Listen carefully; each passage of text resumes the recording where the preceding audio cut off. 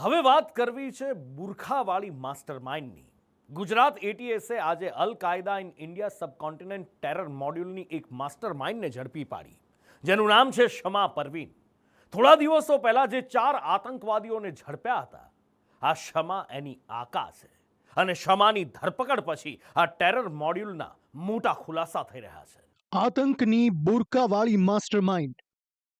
આ એ મહિલા છે જેનો સંપર્ક આતંકી સંગઠન સાથે હતો, જે પાકિસ્તાનના ઇશારે કામ કરતી હતી. આ મહિલાનું કામ હતું ભારતમાં આતંકી નેટવર્ક ઊભું કરવાનું અને દેશ વિરોધી ષડયંત્ર રચી નાપાક આતંકી મનસૂબા પૂરા કરવાનું. આતંકીનું નામ છે સમા પરવીન.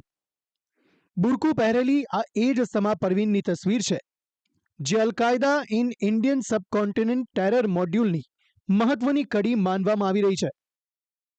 જોકે આતંકની બુરકાવાળી માસ્ટરમાઇન્ડ ગુજરાત એટીએસના સકંજામાં આવી ગઈ છે.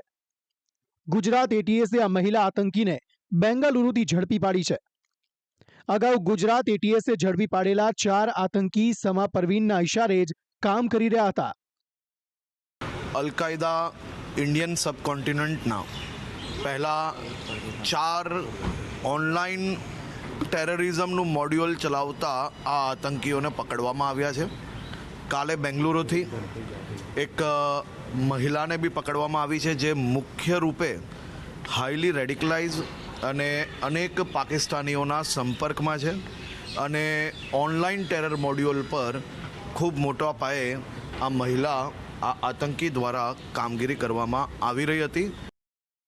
30 વર્ષીય સમા પરવીન મૂળ ઝારખંડની રહેવાસી છે, જેણે બીકોમ સુધીનો અભ્યાસ કર્યો છે, જે બેંગાલુરુના હેબ્બલમાં તેના ભાઈ સાથે ખાનગી કંપનીમાં નોકરી કરતી હતી. સમા પરવીન ઘણી રેડિકલાઇઝ હતી. આતંકી વિચારધારાનો પ્રચાર પ્રસાર કરતી. માઇન્ડ વોશ કરી યુવાઓને અલ કાયદાના મોડ્યુલ સાથે જોડતી. આતંકી સમા પરવીન સ્ટ્રેન્જર નેશન નામનું ફેસબુક પેજ અને ઇન્સ્ટા એકાઉન્ટ હેન્ડલ કરતી હતી, જેના થકી તે આતંકનું ઝેર ફેલાવતી હતી, જે ઘણા દિવસોથી એટીએસના રડાર પર હતું. તેમજ અગાઉ પકડાયેલા આતંકીઓના રિમાન્ડ દરમિયાન પૂછપરછમાં મહિલા આતંકીનું નામ સામે આવ્યું હતું અને આ લિંક એટીએસને સમા પરવીન સુધી લઈ ગઈ. આ રિમાન્ડ દરમિયાન જે ફેક્ટ છે એના ઇન્ટ્રોગેશન દરમિયાન જાણવા મળેલ કે આ એક ઇન્સ્ટા અકાઉન્ટ છે સ્ટ્રેન્જર નેશન 2 કરીને. આ અકાઉન્ટના કોન્ટેક્ટમાં છે.